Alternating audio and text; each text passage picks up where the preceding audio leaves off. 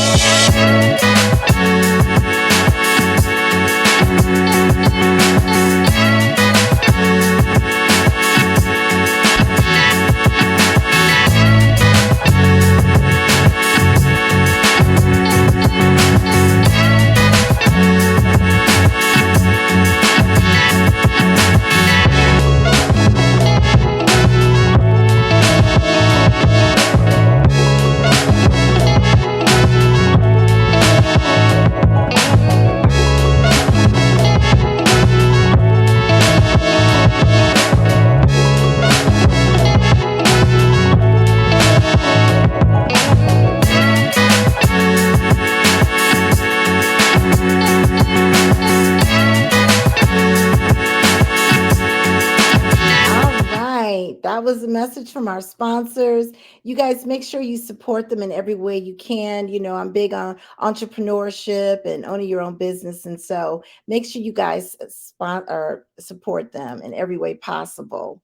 So, you guys, what we're going to do next is definitely want to give a shout out to my Let's Talk fam. You know, I had a discussion with somebody who watches the show on a regular basis, and they said, why do you always give a shout out to the same people? Are those the only people ever watching? Well, let me clarify something. There, in fact, right now, there's a ton of people watching. You guys can't see those numbers. Facebook and StreamYard, they give me a number I'm looking at on my screen. So it's always a quite large number watching, but for some reason they're shy and they may not want to put their name or say where they're viewing from. And I totally get it. I appreciate your love and support. But the ones that I always give a shout out, they always want to say hello, and I love them to pieces. So let me do just that. I want to say hello to my cousin. She's in Vegas. She's checking in. Thank you for your love and support, cuz she's always faithfully on here. And then, of course, we have hubby, who's one of the producers. He's always watching for the Man Cave. Love you. Mwah. And one of my girlfriends from the D, yes, indeed, Tori, she is watching. She's a faithful viewer as well. And let's see. Oh, okay, mommy in love. Mwah. She is checking in from Las Vegas. So, as I said earlier, just because you hear me say the same names all the time, that just shows that their love and support is always there to support me. And there's quite a few of you that are watching as well that probably watch every week faithfully. And if that is the case, I thank you for your support. So, just want to get that out the way. And a lot of the views come after the show has been recorded.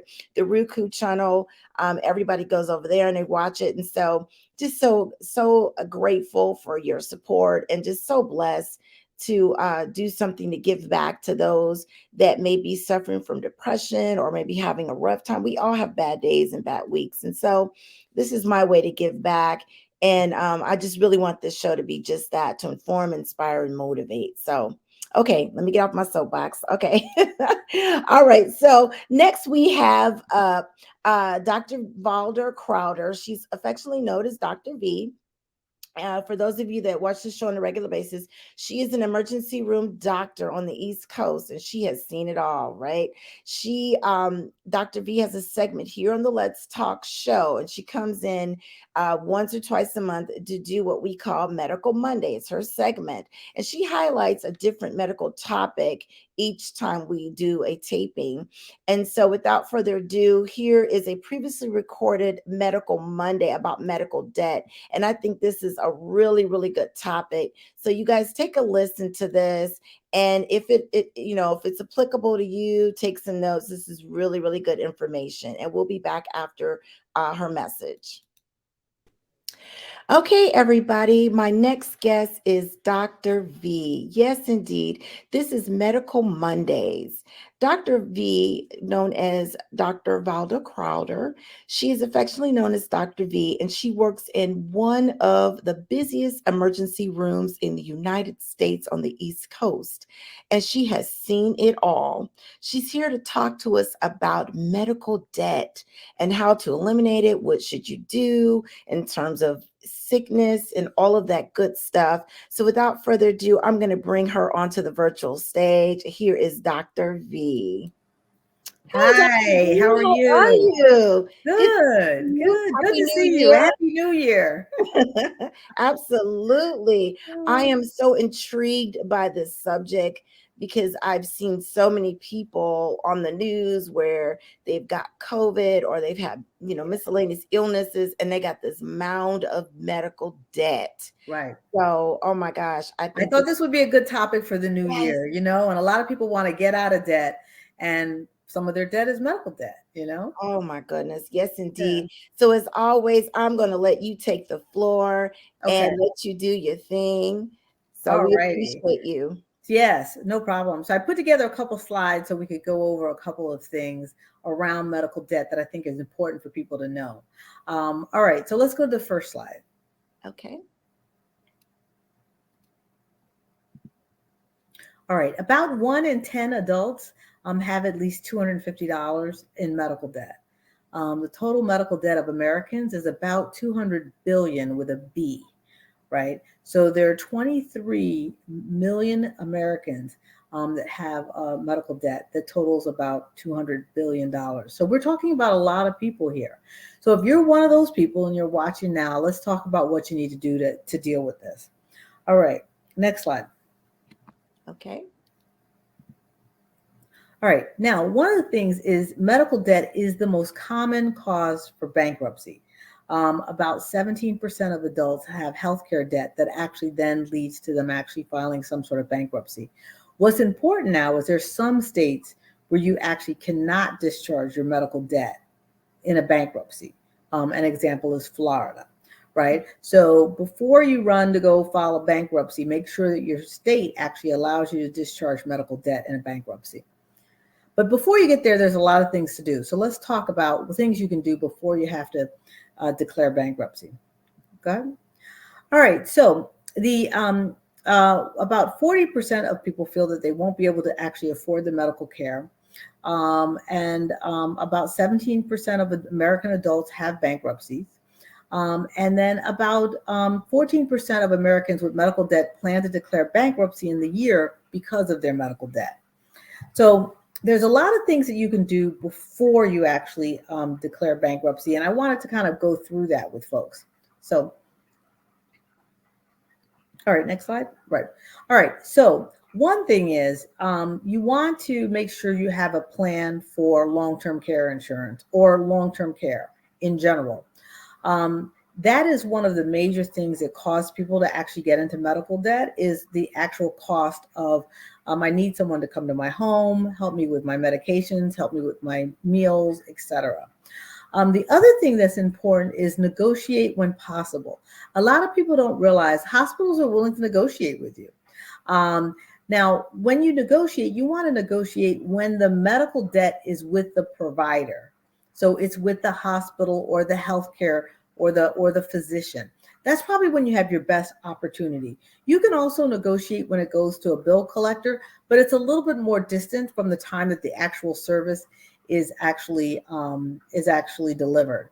One thing that I tell people, don't try to negotiate out of anger. Don't say, they didn't do anything for me. Well, then they're just going to pull the medical record and they're going to show that they did do something for you. They did check your vitals. They did get blood tests. They did do an evaluation. So you don't want to actually negotiate out of anger. You want to really explain your situation, work out a payment plan, or work out what amount would actually make sense for you to actually pay. The other thing is check for mistakes. There's sometimes mistakes on bills. Did you actually get the particular service? Were you being charged for an MRI and you got a CT scan? So check to make sure there's no mistakes. Actually look at the itemized bill, right? So these are some of the things that are really, really important. Oh, wow.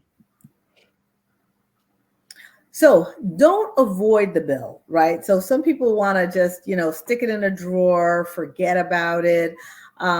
Make sure that you, again, call providers with your concerns, particularly if the hospital is a not-for-profit hospital. Many of them have an obligation to write off a certain amount of debt.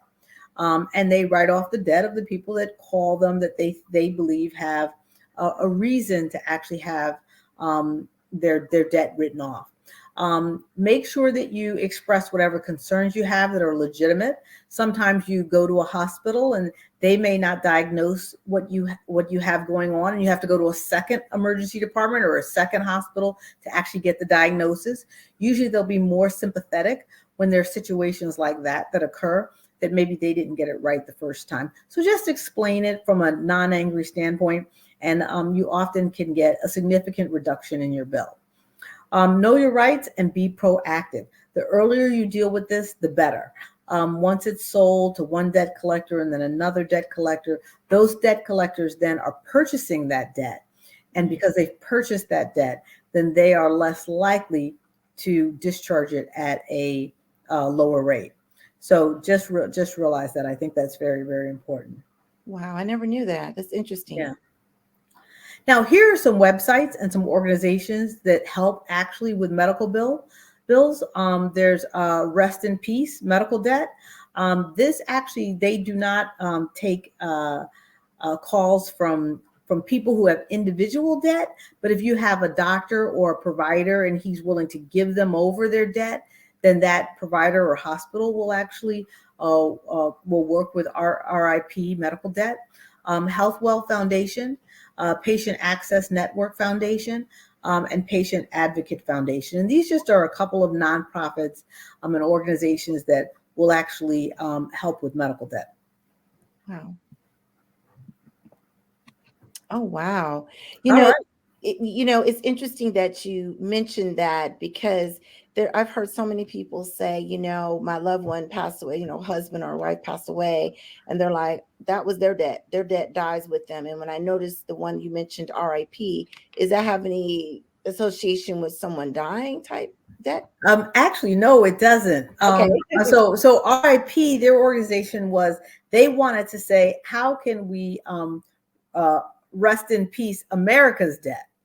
So Oh, that's how they actually came up with that name of rest in peace. Do you know what okay. I mean? And so yeah. The other thing that I think is important for people to remember is between now and January 15th, which is only a week, you can Mm. go to healthcare.gov and see how much health insurance really is for you in your state. I think a lot of people assume that it's going to be too expensive, but Mhm. you really don't know. There's a lot of different programs out there. If you're thinking about moving from one state to another state, look at what the difference is between the different states. And I encourage people between now and January 15th to go to healthcare.gov and really look and see what your healthcare insurance would cost on the government platform, because it may not be as much as you actually think. Wow. And in regards to what you do with the emergency room and what you mentioned with insurances, I know here in Atlanta, I always hear this rumor that the only hospital that'll take people that don't have insurance is Grady. So is every metropolitan city have that one hospital that will take people that don't have insurance or Every emergency department in the country will take someone without insurance. oh, okay. Yes, every hospital, they're required. So there's Okay. a law called EMTALA, which is the Emergency Medicine Transport Authorization and Labor Act. Okay. And basically, that allows that every emergency department has to provide care to an American that is stabilization, a screening exam and stabilization, which is essentially an emergency department visit, no matter what. So any hospital, you don't have to just go to Grady if you don't have insurance. You can go to any other hospital you want to. Now, what they don't have to do is they don't have to necessarily provide, weeks and weeks of outpatient follow-up, Hmm. right? So they have to actually take care of you in your emergent moment, and make sure you're stabilized. That may or may not include one office visit afterwards. But yeah, every hospital in America will take you if you're uninsured, Oh, wow. Well, but that's they good. will send you a bill. Ooh, yeah, you're responsible. Oh my goodness. Right. They are gonna send you a bill. So I just remind people, like, again, that's why I think it's so important between now and I think they've extended the time to the 15th to go to healthcare.gov That, and mhm. get some health insurance. And a lot of times people say it's too expensive, but you've got to look at what if something happens on the other end. It might actually be relatively cheap compared to what could happen in a year. So get the insurance. If it, do what you can to try to meet that premium. And even if you think you can only meet it for a couple months, get yourself enrolled in some healthcare insurance, if at all possible. Definitely. And look at different states if you're thinking about living in different states, because it is really different from state to state. Hmm. Many Republican states have not expanded under Obamacare. Mm, So a lot of, and I'm not sure about Georgia. I wouldn't be surprised if Georgia has probably not. not. Georgia Yeah. probably has not. So if Mhm. you're in the southern states, you probably could do better if you were in a different state that Mhm. has expanded under Obamacare to provide health insurance, subsidized health insurance. Mhm. And these are things that people should take into consideration when they're thinking of moving and relocating for a job or, just, yeah, those are definitely things you need to think about. Yeah, you got Um, to think about it. Going back to one of the topics that we talk about a lot is COVID. I always hear, I don't hear necessarily, but just rumblings through social media and different programs that I see. Some people say, well, it's just a minor cold. But what if you catch COVID and it turns into more than just a cold? That's a huge amount of debt, I would Yeah. imagine, when they've got to incubate you and oh my goodness.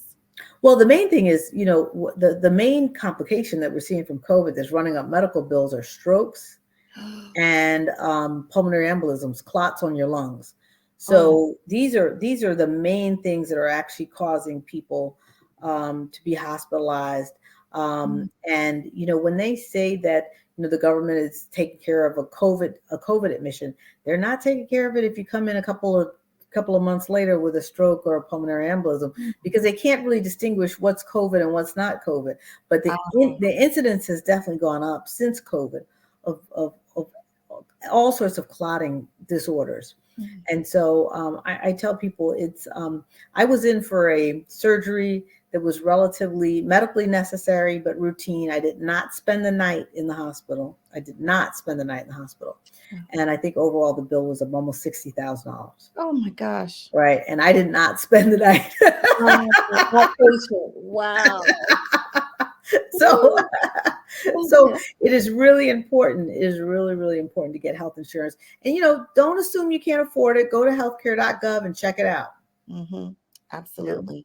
Oh my gosh. Well, this is definitely eye-opening. That's why I love Medical Mondays, because you always enlighten us with interesting things that we didn't know, that this Yeah. is amazing. And just also just to clarify, the healthcare.gov, that is what they deemed the nickname Obamacare. Am I correct? Yes, that is the website for the Affordable Healthcare Act, which is Obamacare, Okay. and and you put in your state, and then it looks to see what's available in your state. So you could go in if you're thinking about moving to another state, you can go in and put in the state that you're thinking about moving to, so And you it'll can kind start. of compare things and see Mhm. how things would be different if you were in a different state. And Um, the reason why I bring that up is because thank goodness for President Obama, because prior to him, this didn't exist. Am I correct? People This were did not this did oh, not exist. So with Obamacare, we probably before COVID hit insured an additional 10 to 15 million people. So an additional 10 to 15 million people had health insurance before the pandemic hit. If they had expanded it nationwide, it probably would have been 20 to 25, probably an additional 10 to 15 mm, million people insured. So it really makes a big difference. And many states that had Republican governors and Republican legislatures that did not want to expand. Some of those states saw um, uh, what do they call them, proxies or votes that they put on, like a measure, like a proposition or a measure that they put on yeah. the ballot, and the people voted to expand it, because it allows for subsidies, I believe, up to like 300% over the poverty level. Wow. So it really does, provide some subsidies, really, up into middle class and working class families. So if you're not sure, check it out, and go onto the website and see what's possible. So I know many people have been surprised, have called me and said, I didn't know that I qualified for a subsidy. Mm. Yeah. That is such a blessing that he did put that together. So, man, Yes. awesome. That's And the awesome. threshold increases every year, the median income increases. Right. Oh, So yeah, awesome. so it's all based upon, whatever is the poverty level for that year. So if you Mhm. didn't qualify last year, check this year, all those numbers change, right? So Definitely. so yeah, you got to get on it by the 15th of January. That is the deadline. At 9. Oh my goodness, definitely. So Yeah. yeah, you guys out there listening, listen to Dr. V. If you don't have it through your job, get to healthcare.org and enroll. Healthcare.gov. Excuse me, healthcare.gov. Yes, Yes. indeed. Get involved. Dr. V, please tell the listeners and the viewers how they can reach you if they have any questions, things of that nature. Absolutely. So my website is askdrv.us. So Okay. askdrv.us. If you have any topics or questions, send them there to me. And I use the information that I get there to kind of decide what our topics will be and what we'll talk about on Medical Mondays. Awesome. Well, thank you, Dr. V. As always, it is such a pleasure. Thank you for coming on Let's Talk. And we will see you during the next Medical Monday. Sounds good. All right. Talk to you later. Bye bye. Bye bye.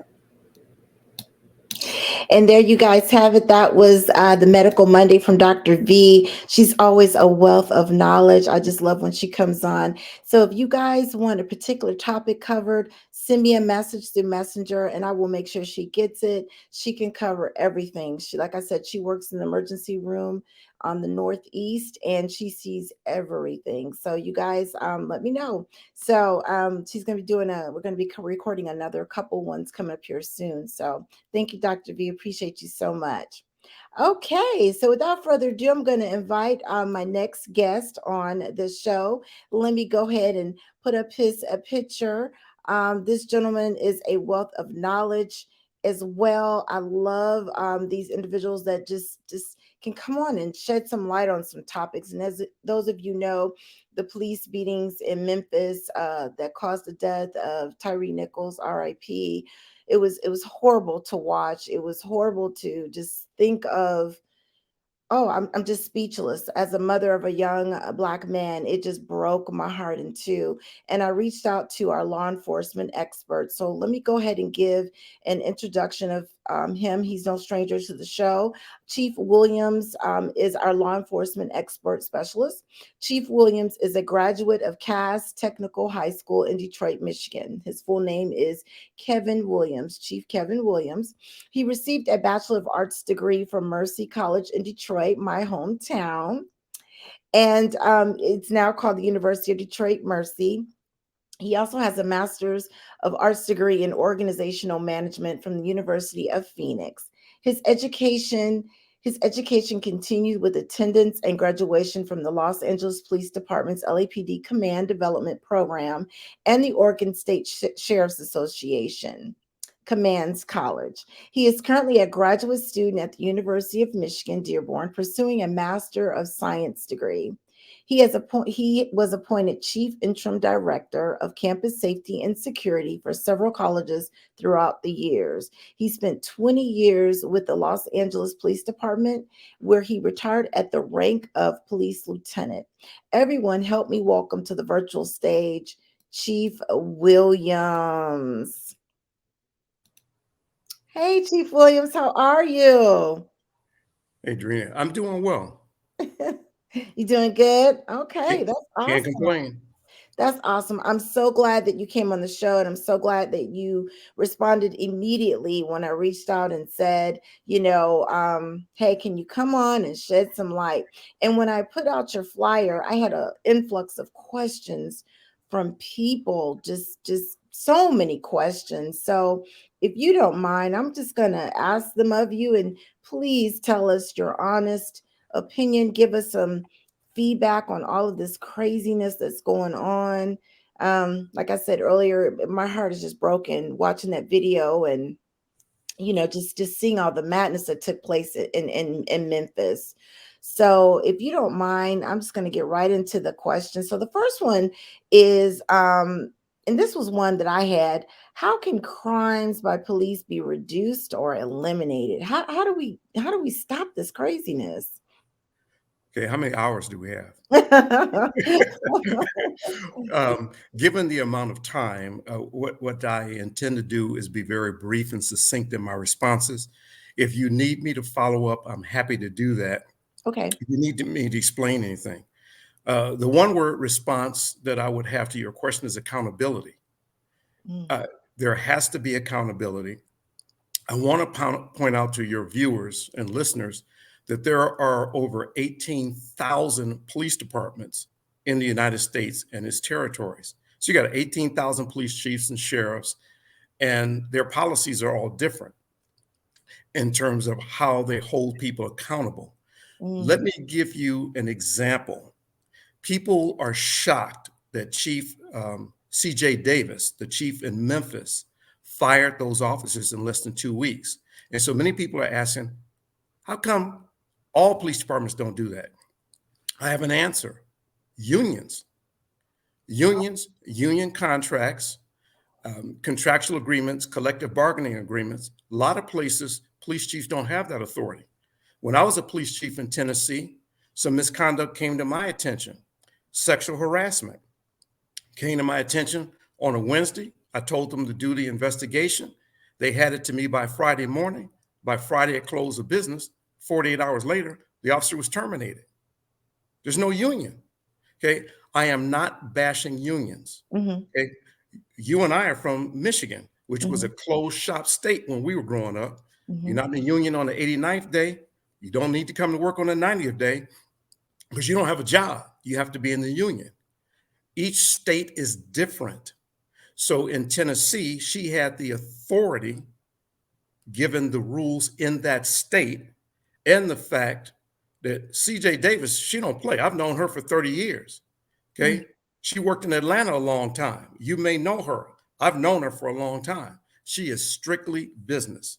So when you combine those two things together, a strong chief who just happened to be female and happened to be black and in a position in a state where she was not encumbered by a collective bargaining agreement or unions, she could act swiftly. So that's why it was different than what happened with George Floyd and a number of those other horrific incidents. That's why it's different. Accountability. So just to wrap up my response to your question, we as chiefs must hold people accountable within our command, but we must also be held accountable by the community. It's got to be both. And if we are so independent that we don't listen to the community, we don't listen to the leaders, then you find these types of situations where everybody in the department knew who the misfits were, but nobody was doing anything. Um, one other piece, and it has to do with supervision. Okay, there should have been supervision out there. I've inherited a department where supervisions didn't work on the weekends. It was only officers. That was egregious and irresponsible. I changed it when people were upset with me because I required supervisors to work on every shift. This is not brain surgery. It's oversight and it's accountability. And it starts at the top. Wow. Wow, that's deep. Yeah, I heard somebody else say that it should have been a supervisor out there. Definitely, definitely. So we've heard the rumors of the involved officers. They didn't have a lot of experience. Was tenure a factor? Along with the supervision should have been out there. Do you think, them just having on a couple of years just really add fuel to the fire, not knowing what they were doing was incorrect? Or what's your thoughts on that? My response is very simple. I don't do excuses. Mm. Okay. Each one of those young men went through a police academy at some point. At that academy, which I'm not familiar with it, I don't know where they went to the academy, but at that academy, they were taught. But long before that, their mother or their father or their grandmother, somebody raised them and Mhm. should have taught them right from wrong. No human being that values life. Now, I'm not talking about race, I'm talking about human beings. No Mhm. human being that values life would see that mess and say that's okay. So, somebody needed to have the testicular fortitude to step up at that point and do something. And they failed to do that. And again, I don't do excuses, but they knew or should have known, and they should have done the right thing. Somebody should have been their brother's keeper. He Mhm. said, hold on, man, hold on. Okay. Let me give an example with respect to me. The thing that makes me the angriest in my career is encountering child abuse and child molesters. It just makes me crazy. And so my partners knew if we came across a pedophile, if we came across somebody who had abused a child, they grabbed me by the back of the collar and said, you know what? I got to take this one. I take the lead on that one because I just couldn't handle it Mhm. because I cannot comprehend how anybody would victimize a child. And so Mhm. I would just flame out. So I couldn't be the one to do that. And Mhm. when you're working with somebody, you have to know what their buttons are. You have to know what sets them off. Mhm. Okay. And so again, I don't do excuses. They knew or should have known. And I hope that the criminal charges, they drop a house on every last one of them. Definitely. And I don't condone what they did. What they did was totally, oh my gosh, it was horrible. It was wrong. But my question, and what others have asked as well, is what made them think they could get away with it? You've got a camera on a pole, you've got the body cam. Like, did they think they were untouchable? I mean, I counted how many kicks in the head that young man suffered. 4. And it's like, what made them think it was okay to do that, that they wouldn't be caught? I just, I'm unable to answer that question, uh, mhm. except in this way. I can't see how any rational person, how Mhm. any caring person, how any compassionate person would do what they did to that young man. So I can't get into their heads to know why they thought they could get away with that. This is 2023. Cameras are everywhere, Yes. everywhere. Okay. I think that's one of the best things that happen in terms of law enforcement. And I think every police officer, unless he or she is undercover, every police officer should have a body cam, and it should be on when they encounter the public. Spend my tax dollars for that. Yes. Please do. But I don't know. I absolutely don't know. And I'm not going to try to um, get into the head of someone, or some men in this case, who Mhm. were evil. That's a dark place I don't ever want to be. Oh my gosh. And even thinking about the Ring cameras, mostly everybody has that on their doors, and they were in a neighborhood. So that alone, you got Ring cameras. I mean, those haven't surfaced, but oh, it's just crazy to think that you could just do that. Well, let me ask you this question. Do you think that special units should exist within the police department? I know Memphis has a high crime rate, but this group, I think they were called Scorpion something or other. Do you think that should exist in cities with major crimes? Not the beatings, but just special units? What's your thoughts on that? Okay, well, you've asked me, as I process it, two different questions. Should Okay, the Scorpion unit exist? It no longer exists. It right. was disbanded and should have been. Should specialized units exist? Absolutely. Where they are focused on a specific type of crime. The issue isn't the specialized unit. The issue is the conduct of the people who were in the unit. Okay. Okay. For example, let's say you had a background in law enforcement. Nobody knows you better than you, but I know you well enough to know that if it's you and I working in a specialized unit, Mm-hmm. that monkey business wouldn't have happened. Yeah. Okay. I've told many an officer when I worked in the field, let me tell you something, homeboy. I'm not going to catch a case for you. I am not going to have food taken off my table where I can't provide for my children because you out here doing something ignorant. I've told Mm-hmm. many a police officer when I was out in the field, I will shoulder smash you, spin you around, choke you out if necessary, put handcuffs on you and put you in jail. Okay. I'll do that because I'm not going to catch a case for you. So we need people who have the fortitude to be able to do what's right and have an environment where they are protected when they come forward. So I'm a proponent of, and in every department, I've been a chief 5 times, 5 different departments, 5 different states. One of the first things I do is check the policies, and I make sure everybody understands. If you knew about it and you failed to stop it and you failed to report it, I'm going to hold you to the same standard as the person who committed the misconduct. Rightfully so. Not Mhm. going to be any, not going to be any excuses. She did it. You knew it. She's going to be held accountable for it, and you're going to get the same punishment. Hmm. Rightfully so. That's how it should be. And that will hold their feet to the fire. And going back to what you said earlier, if you know that's a hot button for your partner, you're going to rein them in because you don't want to get in trouble like him. So, we keep hearing that murders through the rumor mill and social media, that murders by police are growing. Where can we find that factual information? I mean, are those numbers true, or where can you actually see that data? There has been a slight uptick, and there's some people that are going to be upset with me because I characterized it that way. But I'm a bit of a person that believes in following the data and the facts. So what I do is I point people to the Washington Post, Mm, because the Washington Post has lit a fire up under the FBI and other places that typically collect the data. and they've done the best that I've seen. Now, here's the facts. The fact is, they've been doing this for now about 10 years, and they record every single death at the hands of the police in the United States and all its territories. And on average, it's about 1,000 people a year total. I'm talking about all 50 states. I'm talking about all the US territories. I'm talking about Guam. I'm talking about Puerto Rico.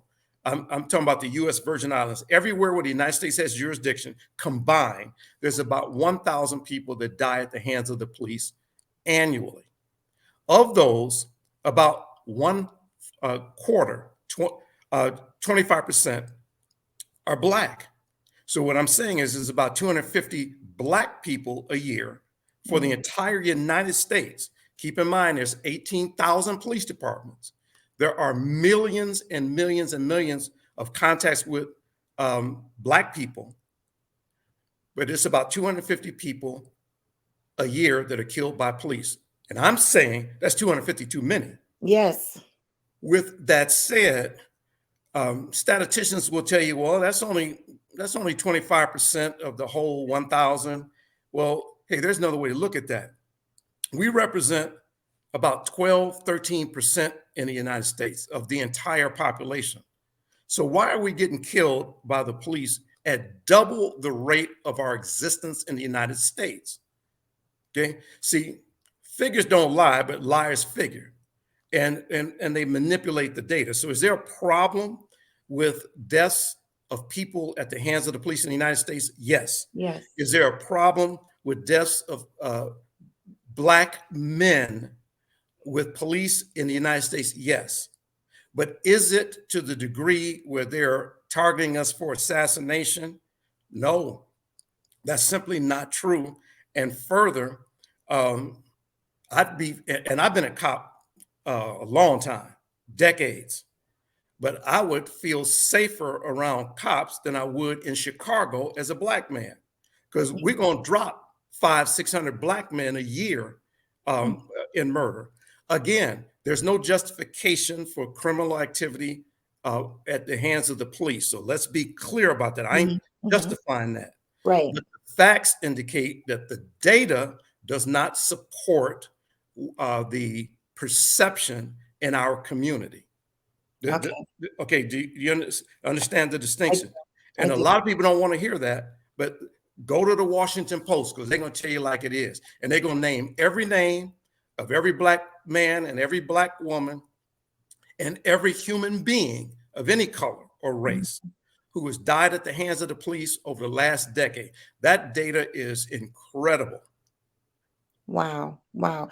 And and I believe everything that you're saying. I do. I don't think those officers woke up that morning and put on their uniform and said, we're going to kill somebody today, or we're going to beat somebody to death today. I think, and I'm not law enforcement, but I believe that it was emotion. I'm not justifying it. It's unexcusable. Do you think, based upon that, if that was the reason, should we have more training how the police officers should control their emotions, or something has got to be done? And also, another question to that: where's the Black police organizations on this? Do they exist? Why haven't we heard anything from them coming out and saying? Because at one while we were like, okay, all police aren't bad, especially the Black ones, they're good. But now people are going, I don't know. What's your thoughts on that? I know that's a long question. Okay, well, let me deal with the last part first. Okay. Brenda Goss Andrews is the international president of the National Organization of Black Law Enforcement Executives. I know her personally. We Okay. happen to belong to the same Noble chapter in Detroit. She has come out forcefully against this. Okay. Every Black organization I'm aware of has been vocal and has published it. But here's a good point that you raised. How come we don't know about it as a community?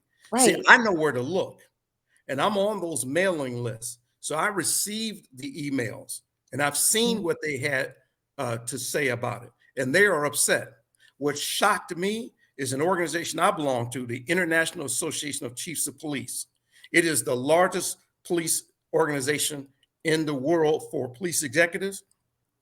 They came out hardcore about this, condemning what occurred. Okay. It shocked me. I'm glad to see it, but it shocked me. But again, those press releases, those announcements need to be out there. But in addition to just talking, there needs to be specific examples of what to do to affect change. And I am prepared to talk about that. Now, about the police officers' mindsets, I don't know what their mindsets were. I don't know what they were doing when they woke up. I don't give a damn. What they did was criminal and wrong and despicable and inexcusable. And I give them no quarter and no excuse. I don't care what their mindset was. Right. I get it. I totally get it. It's unexcusable. But I guess the reason why I was asking that question was posed to me, and that what how do we change this? Do we give officers more emotional training, more anger diffusion? Like, what do you suggest should be done to prevent any Well, craziness like this happening anymore? well, um, in Canada, okay, I'm gonna use an analogy. They don't have the death penalty, but what they do have is the certainty of punishment. Mm, When I was living there when I was living there a number of years ago, decades ago, I found out something that to me was chilling because I'd moved there from Detroit, right across the water. And I mhm. moved to Windsor from Detroit, and a guy ran from the police in his car. Okay, so there was a police pursuit. So they're on TV every day in LA with police pursuits. But in Canada, what they did is automatic 6 months. 6 months in jail for running from the police in a car. There's no negotiation. There's no break. You're going to get 6 months in jail for that. And at that time, it was a $2,000 fine. So at the end of the 6 months, if the person didn't have a $2,000 fine to pay, they got additional jail time. What am I getting at? The certainty of punishment, not the severity, but the certainty. Oh, we got all sorts of severe punishment laws here. Don't mean nothing. Okay. Is it actually going to be applied? So I tell you what, you put that in a police department, and a police officer or supervisor or chief of police or anybody else knows they're going to be held accountable. There's no doubt about it. It's a fact they're going to be held accountable. Watch and see how chilling it is. Here's another example. When I was working up in Oregon, I worked for a sheriff's office, and we did something illegal. Okay.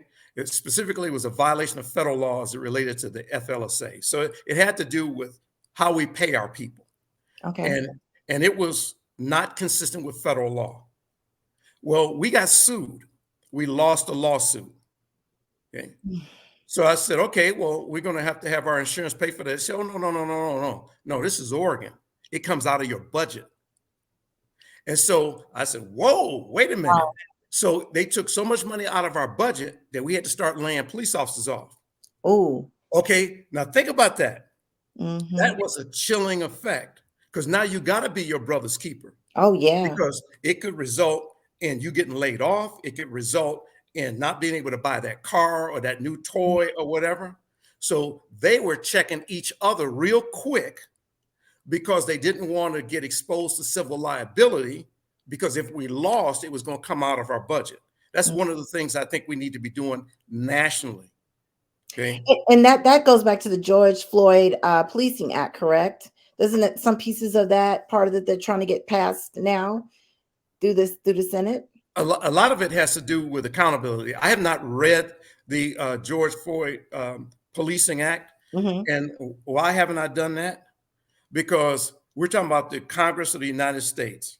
Yeah. I think hell is going to freeze over before they do something that is in the best interest of the people.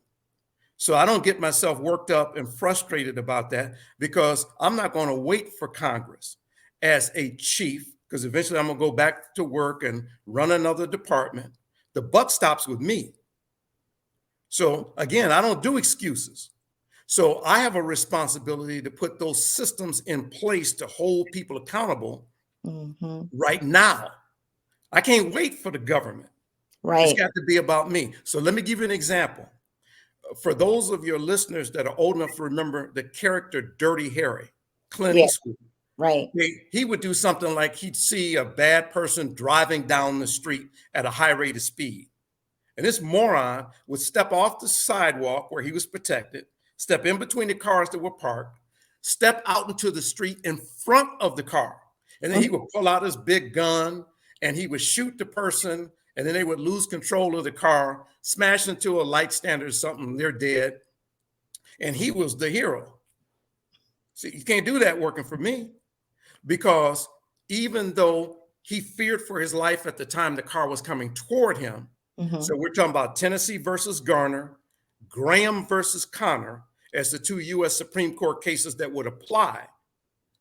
I'm going to discipline you for the tactics that you used before you got into a situation where you could lawfully use lethal force. So I would have terminated Dirty Harry for leaving the sidewalk. Oh. And every department that I've run, I put those systems in place so the officers check themselves before they get into a situation where they can lawfully use force. Because if the officer is in fear of his or her life, Tennessee versus Garner and Graham versus Connor get kicked in. And that's the number one reason, the number one litmus test of those two U.S. Supreme Court cases are why the majority of officers that kill people are not prosecuted, because they haven't legally done anything wrong. Let's think about that. Yeah, it's deep. In our community, whatever our community is, whatever race you are, gender identity, in your community, you're looking at that saying, that's wrong. That's wrong. But it doesn't take into account what the law says. And the law says, by the U.S. Supreme Court decisions that I just mentioned, that's the litmus test. And if the officer feared for his or her life, they have not committed a crime, and their conduct was lawful but awful. So I say, oh, no, I don't do excuses. Why did you put yourself in that situation to begin with? Okay? Absolutely. Because I'm going to chin check you for what you did before you got into a position where you could use lethal force. You got to come correct when I'm the chief. And I'm telling you that there are more and more and more of us out there who think like that. I'm not one of these people that said, don't join the police department. I'm saying join the police department and take it over and establish the policies and procedures in a manner that are aligned with what the community expects. And I don't accept anything less. I love it. Well, Chief Williams, we got to have you come back on. Now that we're on Roku, we're on time constraints, but everything you spoke on was truth. And we got to have you come back and do a part 2, because this is so good. And I'm so glad that you were able to clear up a lot of things or questions that some of the viewers had. But we definitely got to have you come back as a part 2. This is good stuff. Good stuff. And I appreciate you so much for coming on Let's Talk. You guys, make sure you put your questions in the comment section. Chief Williams will go back and look at them and respond, and or you can send them to me in Messenger and I'll make sure he gets them. But Chief Williams, please mark your calendar. You let me know when. I want to have you come back and do a part 2. Happy to do it. Thank you, sir. Appreciate you so much. Stay safe out there, sir. Thank you. Okay. Bye-bye. Bye. That was such a good interview. Oh my goodness. Like I said, I got to have him come back. You know, being on Roku, we've got time constraints. So we'll have to do a part 2 with him coming back down the road. So you guys, as we close out the show, I just want to chime in on what Chief Williams basically talked about.